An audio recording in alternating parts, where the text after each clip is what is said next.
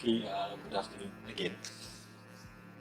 So it's already 3:20 here in Manila. So today is June 17, 2017. So as scheduled, after book review 1, that is Downings Between Conviction and Uncertainty, uh, I am supposed to do a review on Harold Sala's Strength for the Day.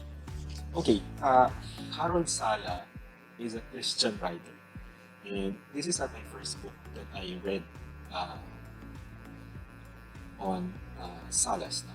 I encountered one book, um, I think it's titled Heroes, and there more or less known his writing style. And I encountered also other writings, essay, uh, God's journal entries online, and as far as his books. uh, his writing style on this book, Strength for Today, is like uh, it's more of a daily journal, our daily bread. It's more like day 1, 2, 3, 4. So it's categorized on a daily basis. And so I and it's also like the key for Catholics and for Christians. It's more of our daily bread.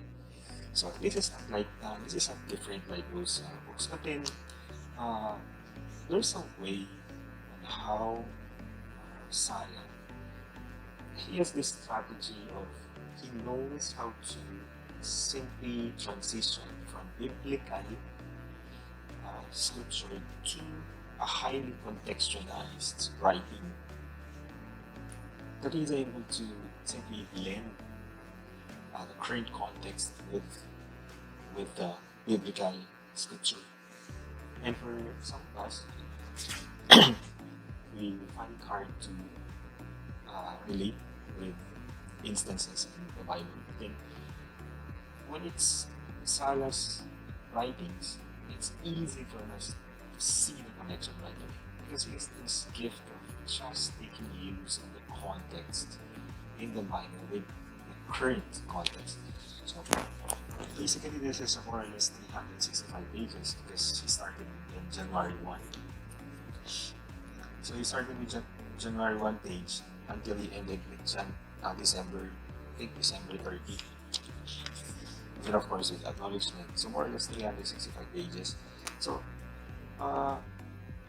looking through the pages, what strikes me the most is January 10, titled Canceling Human Failure. And then January 25, Why Doesn't God Put Us Stop the Evil? And then this one, January 27, What Day of the Week Are You Living in?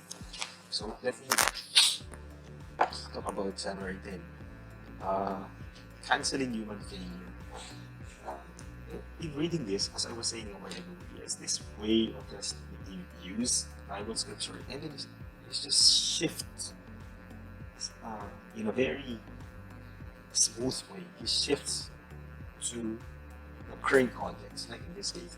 When I was reading Canceling Human Failure, it's more like he started biblical scripture telling that in terms of whether or not how do we see God in terms of the word sin. Now, people who commit sins, and that in the past, pagans would view God as someone who would punish for their sins, right? But then here in this page, I see that it's really clear that what Sala is telling us is not to view God as someone who punishes, but someone who blesses his children rather than punishing them. So again, he shifted immediately to a picture of a mother of 4 children who has no husband and who is who is doing shopping, and yet after getting all items grocery items. The woman just sat down and just became very a bit depressed because she doesn't have money to pay for the grocery items. But then there was a man who said he will be paying for everything. Don't worry about any items being left behind. So that man will be paying for everything. And that image of a man is actually God's image, right? So I was thinking, it's just very easy for him to shift from paganistic image of God, shifting it to a context where he wouldn't even think that that man represents God. In that way that God, for me, the interpretation is God blesses our needs, and we need not worry whether God will punish us or not. Because in fact, God cancels human failure. So regardless of our weaknesses, right? That's the first one. And then the second question, of course, I've been asking this also. Why doesn't God put a stop to evil? So with all the hardships, with all the deaths, the wars that are proliferating all over the world in Mindanao, so all these things. Question is, why doesn't God put a stop to evil? This is a very fundamental question. It is not something new. And like I've been listening to Robert Barham answer this question. His argument is, number one, if we question God in terms of why he doesn't just put a stop to evil, and this is the very argument of Robert Barham, then maybe why didn't he stop his son from experiencing you might say, the grievous evil in the world? Right? So why didn't he stop his son from experiencing it? So I think for everything that is happening to us, there will always be a reason. There will always be a purpose to everything. Right? There will always be a purpose to everything. Why maybe question God about whatever is happening, evil things that are happening?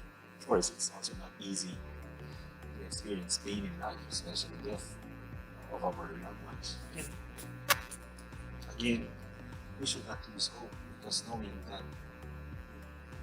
there will always be a purpose to whatever is happening, to whatever circumstances we are in right now. And the last is January 27. What day of the week are you living in? So this one, I like this.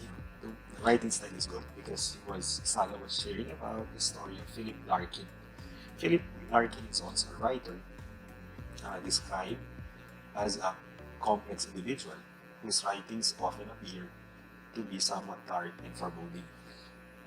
But then, what I like here is the concept. It's like Larkin presented as an idea that 70 years of your life is just like 7 days in a week.